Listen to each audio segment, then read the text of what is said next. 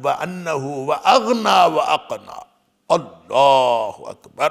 وہی امیر کرتا ہے، وہی خزانے بخشتا ہے. وَأَنَّهُ، اور یہ کہ وہ هُوَ أَغْنَى وَأَقْنَى، وہی غنی کرتا ہے اور وہی خزانے دیتا ہے. اقنا، قنیہ، قنیہ خزانے کو کہتے ہیں، قنیہ.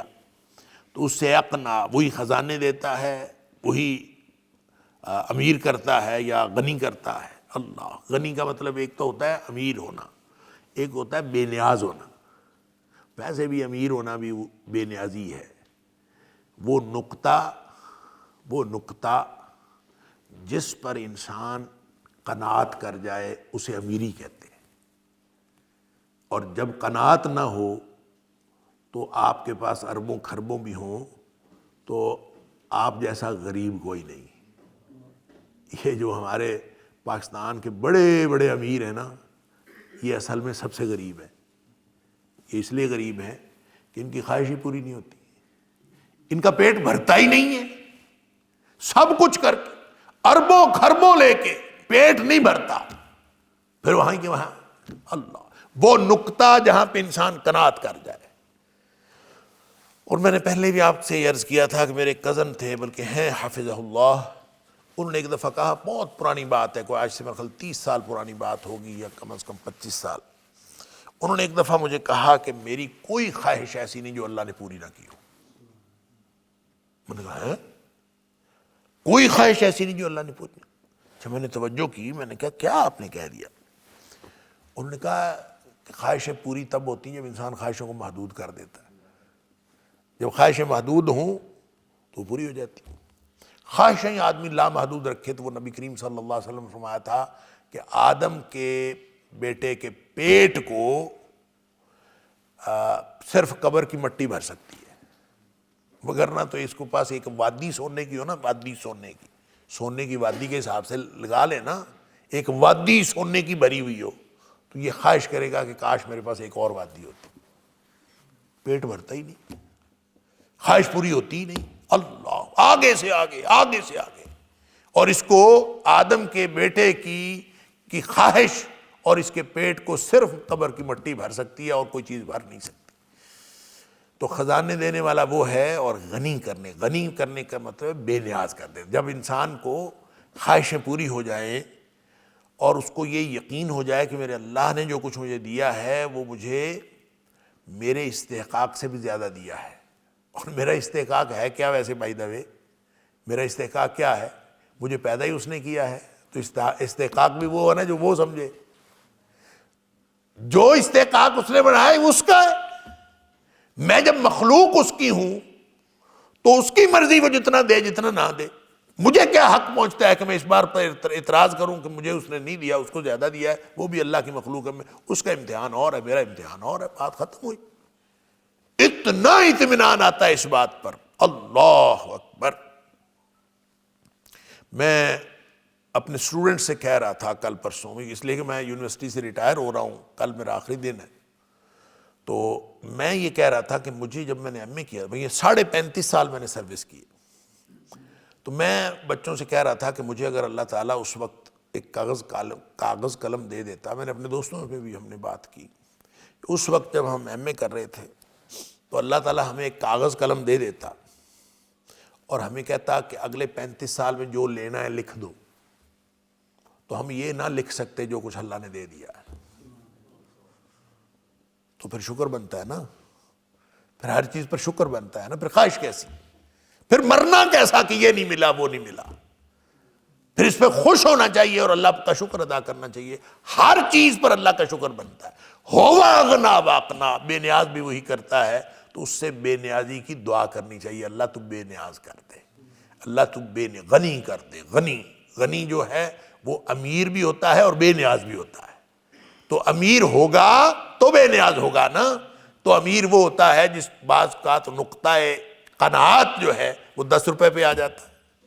کتنے ہی لوگ ہیں ان کے جیب میں 10 روپے ہوں گے اور مطمئن ہوں گے. کتنے ہی لوگ ہیں جن کے جیب میں 10 کھرب بھی ہوں تو وہ مطمئن نہیں ہے. اللہ اکبر. تو بے نیاز وہ کرتا ہے اور امیر بھی وہ کرتا ہے، خزانے بھی وہی دیتا ہے، سب کچھ وہ دیتا ہے. تو اس کے بارے میں اتنا پریشان ہونے کی کیا بات ہے کہ ملے کہ نہ ملے. وہ میں نے پہلے بھی آپ کو ایک مثال کئی دفعہ عرض کی ہے. مورخین لکھتے ہیں کہ شیخ عبد القادر جیلانی رحمۃ اللہ علیہ جو تھے، ان کے جو ہے نا تجارتی کشتیاں چلتی تھیں، تجارتی جہاز چلتے تھے، بڑا کاروبار تھا، کاروباری آدمی تھے. تو سبق پڑھا رہے تھے لوگوں کو، بچوں کو، اپنے اسٹوڈنٹس کو. تو سبق پڑھانے کے دوران ایک شخص آیا اور اس نے کہا کہ ہمارا جو فلاں جہاز آ رہا تھا، فلاں جو کشتی آ رہی تھی، تو وہ اس کے بارے میں خبر ملی ہے کہ وہ ڈوب گئی ہے. اب کسی کا مال بردار جہاز ڈوب جائے تو اس کو یہ خبر دی جائے. آپ کسی کو خبر دے کے دیکھیں نا، جو آج کل کے تاجر ہیں، کسی کو خبر دے کے دیکھیں، اگر ہارٹ اٹیک نہ بھی ہوا نا تو بے ہوش ضرور ہوگا، کچھ نہ کچھ تو ہوگا.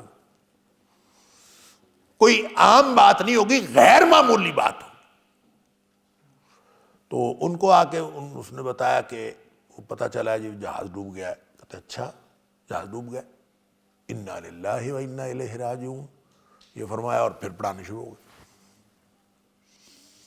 تھوڑی دیر بعد ایک اور شخص آیا، اس نے آ کے کہا کہ وہ ابھی جو خبر آئی تھی نا کہ وہ جہاز ڈوب گیا، وہ خبر غلط تھی، جہاز تو خیر خیریت سے کنارے لگ گیا ہے. ان کا اچھا الحمدللہ، پھر پڑھانا شروع کر. مومن کو اتنا فرق پڑتا ہے. مل گیا ہے تو الحمدللہ، نہیں ملا تو انا للہ و انا الیہ راجعون، بات ختم. تو یہ مرنا کیوں ڈال لیا، پیٹنا کیوں ڈال لیا، اور اپنے دل میں کیوں لگا لیا کہ فلاں نہیں ملا فلاں نہیں. ہوا اغنا واقنا، اس سے دعا کرو اللہ تو ہمیں بے نیازی عطا فرما، اللہ تو ہمیں بے نیازی عطا فرما. وہ غنی کرتا ہے تو وہ کرتا ہے، اور اگر غنی وہ کر دے تو پھر کتنے لوگ ہم نے دیکھے ہیں، اللہ اکبر، کچھ نہیں ان کے پاس ہوتا اور وہ زمانے کے امیر ترین لوگ ہوتے ہیں کیونکہ وہ بے نیاز ہوتے ہیں. اور کتنے ہی لوگ ہیں جن کے پاس کھربوں ہوتا ہے لیکن وہ زمانے کے غریب ترین لوگ ہوتے ہیں کیونکہ ان کا لالچ ہی ختم نہیں ہوتا، مر رہے ہوتے ہیں اور مل جائے اور مل جائے، بھاگتے پھرتے ہیں. یہ وہ مثال ہے جو نبی کریم صلی اللہ علیہ وسلم سے نے دی کہ وادی مل جائے، سونے کی وادی، تو یہ کبھی پھر بھی مطمئن نہیں ہوں گے، کہے گا ایک اور مل جائے، اور ایک اور بھی مل جائے تو اس نے کہنا ایک اور مل جائے. اصل میں انسان کو احساس نہیں ہوتا کہ مجھے اللہ تعالیٰ نے کیا کچھ دیا ہوا ہے. جب وہ چھن جاتی ہے نا نعمت، پھر احساس ہوتا ہے کہ اللہ کی کتنی نعمتیں تھیں میرے اوپر. اللہ. شیخ سعدی ہیں، ان کے بارے میں کہتے ہیں کہ ان کو دل میں شکوہ پیدا، خود لکھتے ہیں مجھے دل میں شکوہ پیدا ہوا. شکوہ اس لیے پیدا ہوا کہ جوتے نہیں تھے اور دھوپ شدید تھی، گرمی تھی، تپتی ریت پہ چلنا پڑا، پاؤں جلے، تو دل میں شکوہ پیدا ہوا کہ اللہ تو نے جوتا بھی نہ دیا. تو جوتا نہ ہونے کا دل میں شکوہ پیدا ہوا. تو تھوڑی دور آگے گئے تو اللہ تعالیٰ نے ایک شخص دکھایا جس کے پاؤں ہی نہیں تھے. تو دیکھا تو پھر اللہ کا شکر کیا، یا اللہ تیرا شکر ہے تو نے پاؤں تو دیے ہیں. بس فرق یہ ہوتا ہے. اسی طرح ایک سینہ گزٹ بات بتائی جاتی ہے، واللہ عالم وہ صحیح ہے یا غلط ہے. یہ سینہ گزٹ باتیں صرف اور صرف تفہیم کے لیے ہوتی ہیں، یہ استناد کے لیے نہیں ہوتی. کہ حضرت موسیٰ علیہ السلام طور پہ جا رہے تھے کہ راستے میں ایک شخص نے کہا، اور شخص کس کیفیت میں تھا، اس کے پاس کچھ نہیں تھا، کچھ بھی نہیں تھا، اس قدر کچھ نہیں تھا کہ اس کے پاس تن ڈھانپنے کو کپڑے بھی نہیں تھے. اور اس نے ایک ریت کا گڑھا کھود کر اس میں کھڑا تھا اور اپنے اوپر ریت ڈالی ہوئی تھی اور اپنا سطر چھپا کے کھڑا تھا. اور اس نے حضرت موسیٰ علیہ السلام سے کہا کہ میری بھی بات کرنا اللہ سے کہ اللہ تعالیٰ مجھے کچھ عطا کرے، میری طرف سے درخواست کرنا اللہ. تو جب موسیٰ علیہ السلام واپس مڑے تو انہوں نے پوچھا اس شخص نے کہ میری بات اللہ سے کی تھی؟ انہوں نے کہا ہاں میں نے اللہ سے بات کی تھی، اور اللہ تعالیٰ نے تیرے بارے میں حکم یہ دیا ہے کہ تم شکر کیا کرو. تو وہ کہتا ہے کہ میرے پاس ہے ہی کیا جس کا میں شکر کروں. تو کہتے ہیں کہ تھوڑی دیر میں اسی وقت ہوا چلی تیز اور وہ اس ریت کو اڑا کے لے گئی جس ریت میں وہ کھڑا ہوا تھا. تو پھر اس کو خیال آیا کہ یہ بھی تو ایک نعمت تھی جس نے میرے سطر کو چھپایا ہوا تھا. تو حضرت جو بندہ کہتا ہے نا مجھے اللہ نے کچھ نہیں دیا وہ بھی گننا شروع کر دے رہا ان نعمتوں کو جو اللہ نے دی ہیں، لا تحصوہا، گن نہیں سکتے۔ تو یہ بڑا ہی عجیب و غریب خیال ہے حضرت انسان کا کہ مجھے کچھ نہیں دیا، یا کوئی شخص سمجھے کہ مجھے کچھ نہیں دیا اور میں پھر کس بات کا شکر کروں۔ بھئی اللہ نے جو آپ کو زندگی دی ہے یہی اتنی بڑی نعمت ہے کہ اس پر الحمدللہ کہنا چاہیے، اور سب سے بڑی نعمت، سب سے بڑی نعمت، سب سے بڑی نعمت ایمان ہے۔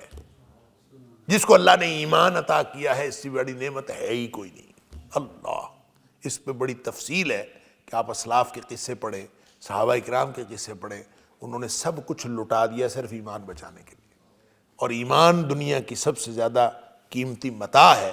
اگر اللہ نے وہ عطا فرمایا ہے تو اس پر تو انسان شکر کرتا رہے ساری زندگی۔ اللہ اکبر۔ تو انسان یہ شکر نہیں ادا ہو سکتا جتنا اللہ تعالیٰ نے ہمیں نعمتیں عطا فرمائی ہیں، سبحان اللہ۔ وَأَنَّهُ هُوَ أَغْنَى وَأَقْنَى، وہی غنی کرتا ہے، وہی خزانے دیتا ہے۔ وَأَنَّهُ هُوَ رَبُّ الشِّعْرَى، اور وہی شعرا ستارے کا رب ہے۔ شعرا ایک ستارہ تھا یا ہے جس کو ڈاگ سٹار کہتے ہیں، اس ستارے کو پوجنے والے کچھ قبائل تھے اس وقت، اور وہ اس کو قسمت کی دیوی سمجھتے تھے، ستارے کو قسمت کی دیوی سمجھتے تھے، اور اس کی پوجا پاٹ اس لیے کرتے تھے کہ یہ اگر راضی ہو جائے تو، یعنی یہ قسمت کا ستارہ ہے نا، تو آپ اگر اس کو راضی کر لیں، اس کی چال سیدھی کر لیں تو آپ کی قسمت بڑھ گئی، چال الٹی ہوگی تو آپ کی قسمت گئی۔ جیسے آج کل ہمیں بہت سارے لوگ بتاتے ہیں کہ تمہارا ستارہ گردش میں ہے، تمہارا ستارہ الٹی چال چل رہا ہے، تمہارا ستارہ یہ ہے۔ انا للہ و انا الیہ راجعون۔ ستارے کا کیا تعلق میرے ساتھ؟ نبی کریم صلی اللہ علیہ وسلم نے ایک دن بارش ہوئی، صبح اٹھے، بارش ہوئی تھی رات کو، نبی پاک صلی اللہ علیہ وسلم نے فجر کی نماز پڑھائی۔ آپ نے فرمایا کہ کچھ لوگ اس بارش کی وجہ سے کافر ہو گئے اور کچھ لوگ اس بارش کی وجہ سے مومن ہو گئے۔ صحابہ حیران ہو گئے، بارش کی وجہ سے کوئی مومن ہو گیا، کوئی کافر ہو گیا؟ آپ نے فرمایا ہاں، جس نے یہ سمجھا مطرنا بفضل اللہ ورحمتہ، کہ ہمیں اللہ کی فضل اور اللہ کی رحمت سے بارش ملی ہے، جس نے یہ سمجھا اس نے ستاروں کے بارے میں کفر کیا، اللہ پر ایمان رکھا۔ اور جس نے یہ کہا مطرنا بنوع کذا و کذا، جس نے کہا وہ ستارہ فلاں جگہ تھا، وہ وہاں سے چلا، وہ پریشر یہاں تھا، یہ پریشر بڑھ گیا، وہ گھٹ گیا، یہ ادھر ہوا، یہ ادھر ہوا، بارش ہو گئی، فرمایا اس نے ستاروں پر ایمان رکھا، اللہ کا کفر کیا۔ تو بات یہ ہے کہ اسباب تو سارے اللہ نے پیدا کیے ہیں۔ یہ جو بادل اٹھتے ہیں اور پھر بارش برساتے ہیں، دیکھنے والے نے تو یہی کہنا ہے نا، بتانے والے نے جو ٹیکنیکل علم رکھتا ہے اس نے تو اس کی تشریح یہی کرنی ہے کہ فلاں سمندر سے بخارات اٹھے تھے یا اٹھے ہیں، اور وہ اب جو ہوا کا دباؤ فلاں طرف جا رہا ہے اور اس وجہ سے فلاں علاقے میں بارش ہو سکتی ہے، اس نے تو یہی کہنا ہے۔ لیکن اس کے کہنے پر کئی دفعہ بارش نہیں ہوتی، کئی دفعہ اس نے کہا ہوتا ہے بارش ہوگی تو نہیں ہوتی، کئی دفعہ اس نے کہا ہوتا ہے کہ مطلب بالکل صاف رہے گا، بارش ہو جاتی ہے۔ تو اس کے بیچارے کا علم تو اتنا ہی ہے، اس نے اپنے علم کی بنیاد پر کہنا ہوتا ہے، جو اسباب کا علم اس کو اللہ تعالیٰ نے عطا کیا ہے اس نے اس کی بنیاد پر کہنا ہے۔ لیکن بارش اس وجہ سے نہیں ہوتی، یعنی اس کی بتائی ہوئی خبر ساری کی ساری 100% درست ہو تو پھر اس کا مطلب یہ نہیں ہے کہ اس کی وجہ سے کیونکہ اس نے کہا ہے اس لیے بارش ہوئی ہے۔ بارش ہونی تھی، اس کو بعض اسباب کی وجہ سے اس کو پتہ چل گیا، تو کوئی حرج نہیں ہے۔ یہ دنیا اسباب کی دنیا ہے، اللہ تعالیٰ نے یہ سارے ٹیکنیکل علوم دیے ہیں، لیکن بارش بادلوں کی وجہ سے، بارش ستاروں کی گردش کی وجہ سے کوئی ادھر ادھر جائے تو اس کی وجہ سے نہیں ہوتی، بارش اللہ کے حکم سے ہوتی ہے۔ اور دنیا میں جتنے بھی لوگوں کی قسمتیں ہیں، جس کو ہم قسمت کہتے ہیں، قسمت نہیں بدلتی۔ لوگ ستاروں میں قسمت، یہ 2006-07 نہیں، اس سے بھی پہلے کی بات ہے، میں ایک دفعہ یہ ٹیکسلا کے کھنڈرات دیکھنے گیا تو وہاں یہ جو بدھ ہے نا، مہاتما بدھ، اس کی بہت ساری مورتیاں، تو ایک جگہ پہ گئے تو بڑی ساری مورتی اس کی لگی ہوئی، تو اکثر مورتیوں میں اس نے قمیض کوئی نہیں پہنی ہوئی، تو اس کی جو ناف تھی، اس کی ناف کا سوراخ تھا، تو وہاں ایک آدمی کھڑا ہوا تھا اور وہ لوگوں کو، آنے والے زائرین کو بتا رہا تھا کہ اس کی ناف میں انگلی ڈال کے جو دعا کریں گے وہ قبول ہوگی. چل، اور 10 روپے لیتا تھا، 5 روپے 10 روپے اس دور میں. تو میں نے اس کو کہا انا للہ و انا الیہ راجعون. اپنا ایمان تو تم نے قیمت 10 روپے لگا لی، تو دوسروں کا ایمان بھی خراب کر رہے. اور لوگ کر رہے تھے، پیسے دے کے دعائیں کر رہے تھے. وہاں لکھا ہوا تھا یہ، اور وہ لوگوں کو بتا رہا تھا کہ جو یہاں انگلی ڈال کے دعا کرے گا وہ قبول ہوگی. تو اسی طرح جو رب الشعرا، جو شعرا ستارہ تھا، ڈاگ سٹار، اس کو بھی قسمت کی دیوی سمجھا جاتا تھا. اور خاص طور پہ کہتے ہیں کہ بنو خزاعہ اور دیگر جو قبائل ہیں وہ اس کی پرستش کرتے تھے، اور اس کو عرب میں ایک قسمت کی دیوی کے طور پر سمجھا جاتا تھا. تو اللہ تعالیٰ فرماتا ہے اس شعرا ستارے کا مالک بھی اللہ ہے. اس نے خود کیا قسمت بتانی ہے، اس کا اپنا مالک اللہ، تو اس نے کیا بتانا ہے آپ کو؟ اللہ اکبر. وَأَنَّهُ هُوَ رَبُّ الشِّعْرَى، وہی اس کا مالک ہے شعرا ستارے کا. وَأَنَّهُ أَهْلَكَ عَادًا الْأُولَى وَثَمُودَ فَمَا أَبْقَى، اسی نے جو پہلے عاد تھے ان کو تباہ کیا.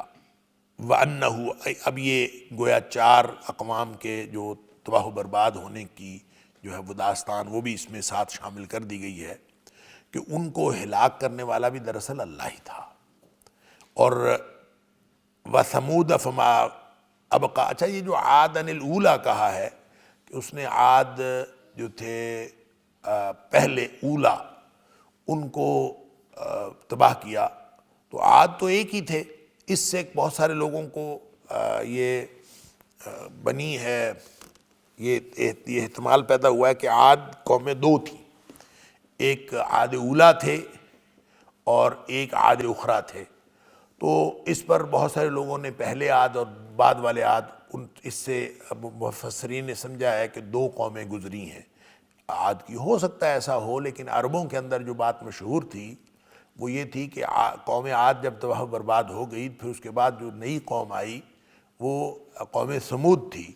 اور قوم سمود کو عاد اخری کہا جاتا تھا، یعنی ایک ختم ہو گئی پھر دوسری، تو سمود کو عاد اخری کہا گیا. یہ بھی بات درست ہے تاریخی حوالے سے، یہ ہو سکتی ہے. اور دوسری یہ بات بھی ہے کہ اولا جو ہے وہ صرف قدیم کی وجہ سے بھی استعمال کر لیا جاتا ہے. کوئی قدیم بات ہو، پریمیٹیو ایجز، پرانے، تو عادًا الاولی، پرانے عاد، یعنی اس معنوں میں بھی. تو قرآن میں استعمال بھی ہوا ہے کہ ولا تبرجن تبرج الجاہلیت الاولی، کہ قدیم جو جاہلیت ہے اس طرح اپنے جو ہے وہ بناؤ سنگار نہ کرو. جب خواتین کو کہا نا وقرن فی بیوتکن ولا تبرجن تبرج الجاہلیت الاولی، اور پرانی جو قدیم جاہلیت ہے اس کی طرح اپنے بناؤ سنگار نہ کرو. تو وہ قدیم جاہلیت کا مطلب یہ نہیں ہے کہ ایک جاہلیت پرانی ہوتی ہے ایک نئی ہوتی ہے. تو جاہلیت ہوتی ہے، وہ پرانی ہو یا نئی ہو. لہذا اسی طرح جو عادًا الاولی ہے یہ قدیم ہونے کی وجہ سے ان کو کہہ دیا، تو وہ بھی قدیم ہونے کی وجہ سے کہا جاہلیت الاولی بھی. وَثَمُودَ فَمَا أَبْقَى، اللہ اکبر، یعنی انہوں نے، اللہ نے ہی عاد کو تباہ و برباد کیا اور سمود کو بھی اللہ نے ہی تباہ و برباد کیا. فما ابقا، اور کچھ باقی نہیں چھوڑا. اللہ، وہ بھی تباہ و برباد ہو گئے. یہ قصے سب ہم پڑھ آئے ہیں. وَقَوْمَ نُوحٍ مِّن قَبْلِ إِنَّهُمْ كَانُوا هُمْ أَظْلَمَ وَأَطْغَىٰ. اللہ اکبر. وَقَوْمَ نُوحٍ مِّن قَبْلِ، حالانکہ نوح، جو قوم نوح ہے یہ پہلی ہے، اس سے پہلے ہے، لیکن تذکرہ بعد میں کیا اور فرما دیا وَقَوْمَ نُوحٍ مِّن قَبْلِ.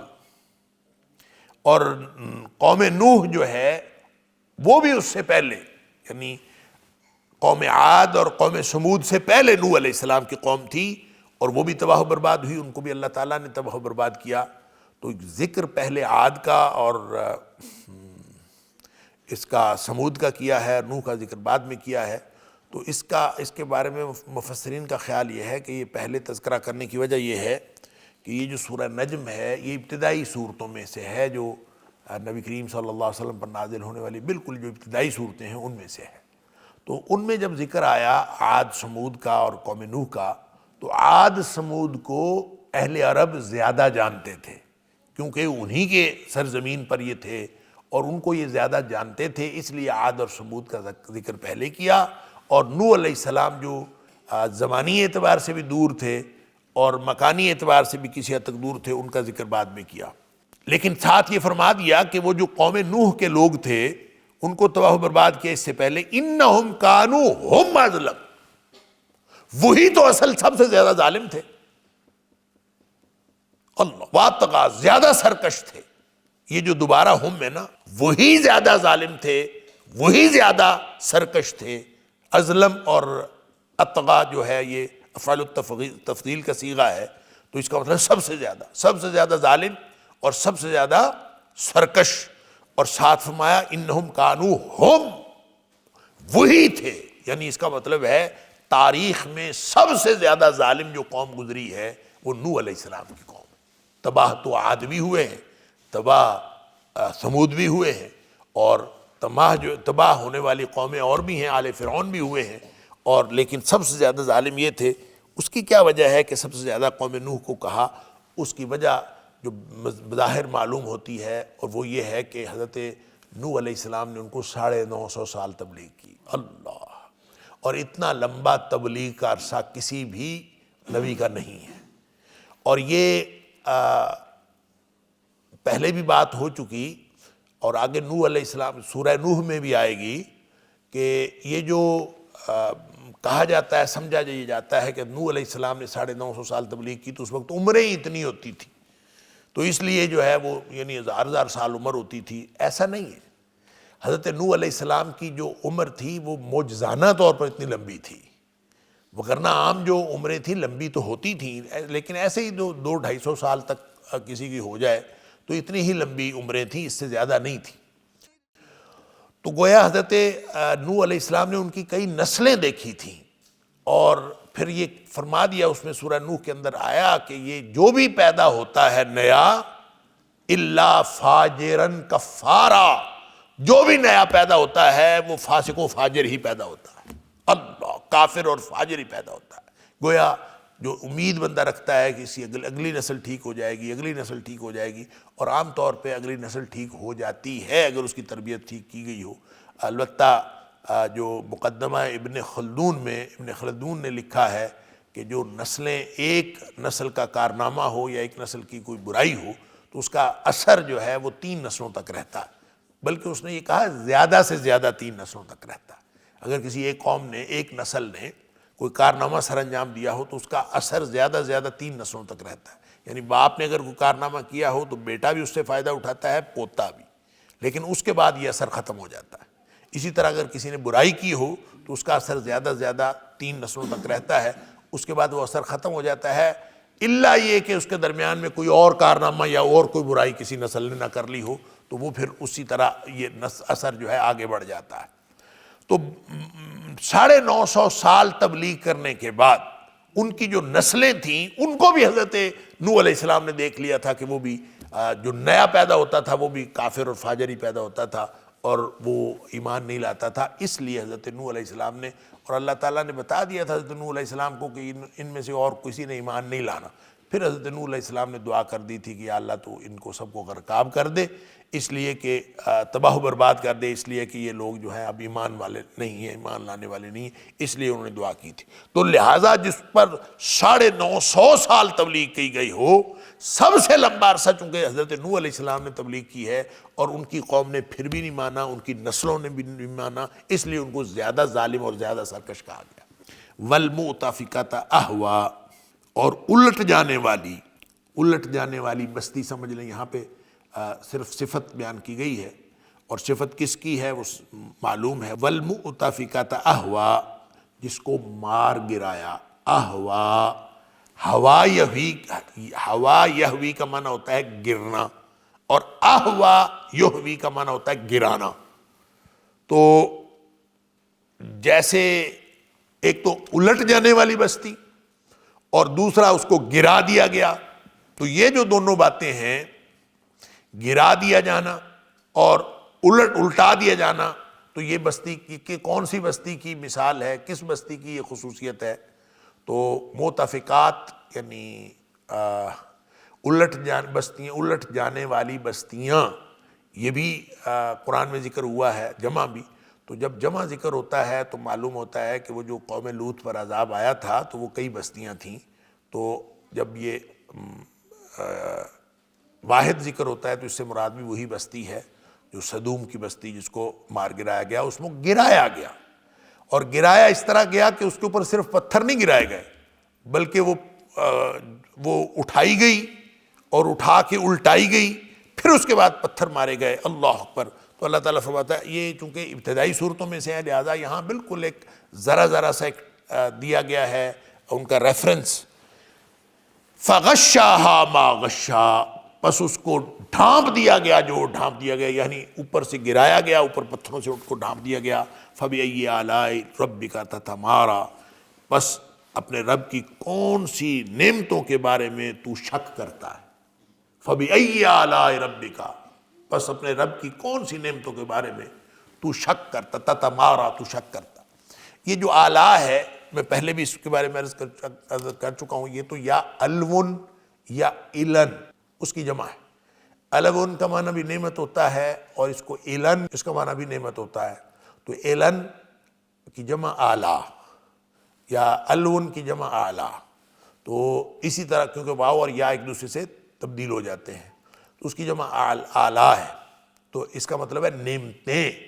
تو فَبِأَيِّ آلَاءِ رَبِّكَ تَتَمَارَىٰ، اپنے رب کی کون کون سی نعمتوں کو تم جھٹلاؤ گے۔ یہاں تو فرمایا تو شک کرتا ہے، وہاں سورہ الرحمن میں ہے فَبِأَيِّ آلَاءِ رَبِّكُمَا تُكَذِّبَانِ، تم دونوں جنوں اور انسانوں تم اللہ کی کون کون سی نعمت کو جھٹلاؤ گے۔ یہاں کہا کہ شک کرتے ہو۔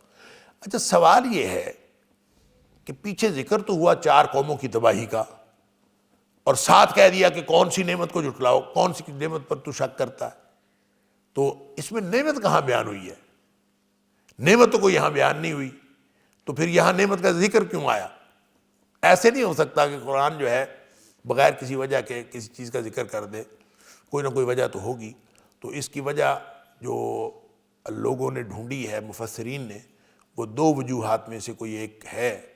ایک تو یہ کہ ان قوموں کی تباہی و بربادی وہ باقی زمین کے لیے وہ انعام ہے، باقی بچ جانے والوں کے لیے انعام ہے کہ یہ تباہ و برباد ہو گئے۔ اللہ، جیسے اللہ تعالیٰ فرماتا ہے وَلَكُمْ فِي الْقِصَاصِ حَيَاتٌ يَا أُولِي الْأَلْبَابِ لَعَلَّكُمْ تَتَّقُونَ، کہ اے لوگو، یہ جو قصاص ہے، قصاص میں قاتل کو قتل کر دینا، تو قاتل کو جب قتل کیا جاتا ہے تو اس میں باقی معاشرے کی زندگی ہے۔ تو وَلَكُمْ فِي الْقِصَاصِ حَيَاتٌ يَا أُولِي الْأَلْبَابِ، عقل والو، اس میں نشانی، اس میں زندگی ہے معاشرے کی، یعنی آپ بظاہر ایک بندہ مار رہے ہیں، اس کی جان لے رہے ہیں، اس میں باقی معاشرے کی زندگی ہے، گویا یہ بڑا انعام ہے باقی لوگوں کے لیے۔ تو ایک قاتل قتل کیا جائے گا تو باقی بہت سارے لوگوں کو اس کا ہو جائے گا خیال کہ آئندہ قتل ہوں گے، اور اس طرح سے لوگ جو ہے وہ قتل کرنے سے رک جائیں گے، تو باقی معاشرے کو زندگی ملے گی۔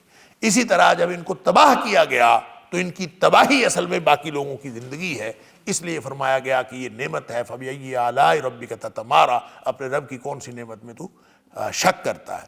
اور یہ اس اعتبار سے بھی نعمت ہے، اور دوسرا اس اعتبار سے نعمت ہے کہ یہ اللہ کریم نے ذکر کر دیا کہ وہ قومیں تباہ و برباد ہو گئیں، تو ان کا جو تذکرہ ہے، ان کے بارے میں جو کہانی سنا دینا ہے کہ وہ اللہ کی نافرمانی کی وجہ سے وہ تباہ و برباد ہو گئیں، یہ تذکرہ، یہ ذکر کر دینا، یہ کہانی سنا دینا، یہ ہمارے لیے نعمت ہے تاکہ ہم اس سے ہدایت پا جائیں، تو اس اعتبار سے بھی نعمت ہے۔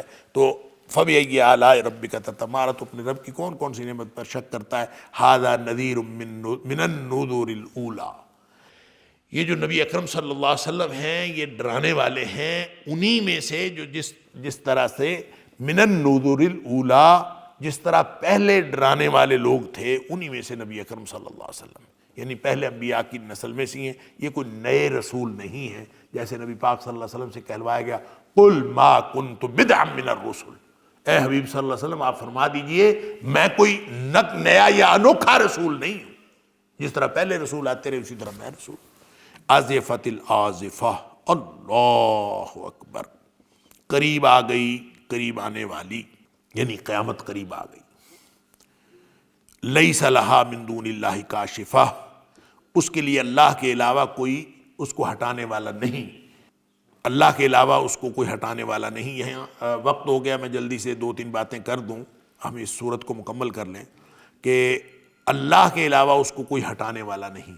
تو یہ کاشفہ یہاں پہ ایک احتمال ہوتا ہے، ذرا توجہ سے سن لیں، خاص طور پہ جو قرآن کے طلبہ ہیں ان کے لیے یہ ضروری ہے، یہ بات سمجھ لیں۔ لیس لہا من دون اللہ کاشفہ، اللہ کے علاوہ اس کو کوئی ہٹانے والا نہیں۔ کاشف کے 2 معنی ہو سکتے ہیں، ایک تو ہٹانے والا اور دوسرا ظاہر کرنے والا، کشف کھول دینا، تو کھول دینا یا ہٹانا، دونوں صورتوں میں یہاں یہ بظاہر یہ محسوس ہوتا ہے کہ یہ اللہ کی صفت کے طور پر آیا ہے، اور اللہ کی صفت کے طور پر آیا ہو تو کاشف ہونا چاہیے، کاشفہ نہیں ہونا چاہیے۔ تو جیسے اللہ کریم نے فرمایا کہ اِن یمسسک اللہ بضر فلا کاشف لہ الا ہو، اگر وہ کوئی تکلیف تمہیں پہنچاتا ہے تو اس کو ہٹانے والا وہی ہے، اس کے علاوہ کوئی نہیں ہٹانے والا۔ تو یہاں بھی کاشفہ نہیں ہونا چاہیے، کاشف ہونا چاہیے۔ تو یہ کاشفہ ہے، اصل میں یہ ظاہری طور پر یہ دھوکہ ہوتا ہے کہ یہ شاید اللہ کی صفت ہی، اللہ کی صفت نہیں ہے، سمجھیں۔ لیس لہا کاشفہ من دون اللہ، اس کو یوں سمجھ لیں کہ اللہ کے علاوہ کوئی چیز ایسی نہیں جو اس کو ہٹانے والی ہو۔ یہ اس کی صفت ہے، جو صرف یہاں پہ کوئی چیز ہے نا جو محذوف ہے، جہاں اس چیز کا نام نہیں لیا گیا، یعنی کوئی چیز ایسی نہیں جو ہٹانے والی ہو من دون اللہ، اللہ کے علاوہ۔ لہذا کاشفہ اللہ کی صفت نہیں ہے، یہ نہیں سمجھنا کہ یہ اللہ کی صفت، تو یہ اس چیز کی صفت ہے جو چیز یہاں بیان نہیں ہوئی، یعنی اللہ کے علاوہ کوئی چیز ہے جو اس کو کھولنے والی ہو، نہیں ہے۔ لیس لہا کاشفۃ من دون اللہ، اللہ کے علاوہ کوئی چیز اس کو ہٹانے والی نہیں۔ اس کے دونوں معنی ہیں، ہٹانے والی نہیں یا پھر کھولنے والی نہیں، اس کا علم کسی اور کو نہیں، اللہ کے علاوہ کسی اور چیز کو، کسی اور جان کو علم نہیں۔ جب ہم کہیں گے ہٹانے والی تو وہ کوئی چیز اس سے مراد ہو سکتی ہے جو یہاں پہ محذوف ہے، اور جب کہیں گے کہ اس کو بتانے والی، اس کا اظہار کرنے والی، تو وہ اس سے مراد کوئی نفس، گویا یہ کسی نفس جان کی جو یہاں پہ بیان نہیں ہوئی ہے، اس نفس کی یہ صفت ہے، نفس کی صفت ہے کاشفہ، یعنی کوئی جان ایسی نہیں جو اس کو ظاہر کرے۔ ظاہر لا یجلیہا لوقتہا الا ہو، اللہ کے علاوہ تو کوئی اس کے وقت کو ظاہر نہیں کر سکتا، تو کوئی ظاہر کرنے والا نہیں۔ تو ہٹانے والا ہو یا ظاہر کرنے والا ہو، اس سے مراد کوئی جان ہے یا کوئی چیز ہے جو یہاں پہ بیان نہیں ہوئی، یہ نہیں سمجھنا کہ یہ اللہ کی صفت ہے۔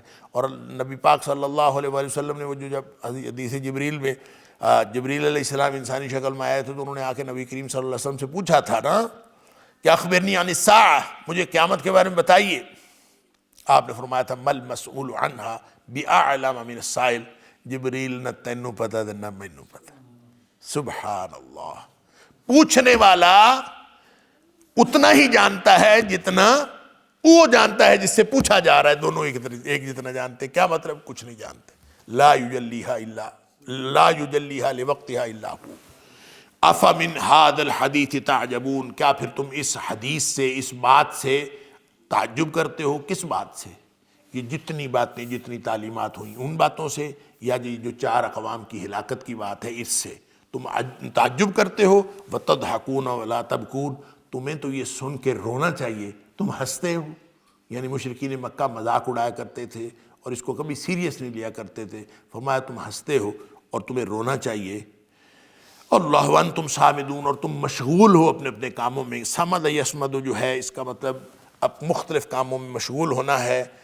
اس کے صحابہ کرام سے بھی مختلف معانی سمد کے وہ منقول ہیں۔ مثال کے طور پر اگر کوئی کسی گانے بجانے میں مشغول ہو تو اس کو بھی کہا جاتا ہے سامد، کہ یہ وہ گانے بجانے میں مشغول ہے۔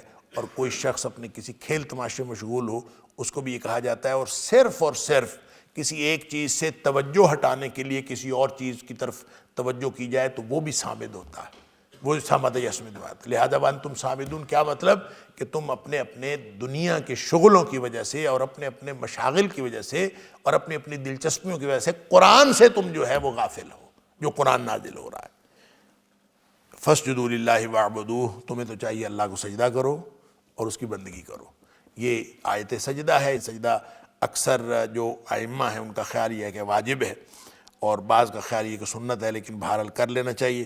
تو یہ چونکہ پہلی وہ صورت نازل ہوئی جس میں سجدہ تھا، اور اس قدر نبی پاک صلی اللہ علیہ وسلم مجمع عام میں پڑھی، اور مختلف حدیث کے اندر ہے کہ نبی کریم صلی اللہ علیہ وسلم سے جب سجدہ کیا تو سب لوگ جو سن رہے تھے سب نے سجدہ کیا، بلکہ حضرت ابن عباس رضی اللہ تعالیٰ عنہ کا فرمان ہے کہ جب نبی کریم صلی اللہ علیہ وسلم، یہ بخاری شریف کے اندر، کہ جب نبی کریم صلی اللہ علیہ وسلم نے سجدہ کیا تو اس سجدے کے ساتھ سجد معہ المسلمون والمشرکون والجن والانس، کہ حضرت نبی اکرم صلی اللہ علیہ وسلم نے جب اس آیت پر سجدہ کیا تو آپ کے سجدے کے ساتھ سارے مسلمانوں نے بھی سجدہ کیا، سارے مشرکوں نے بھی سجدہ کیا، جنوں اور انسانوں نے سب نے سجدہ کیا۔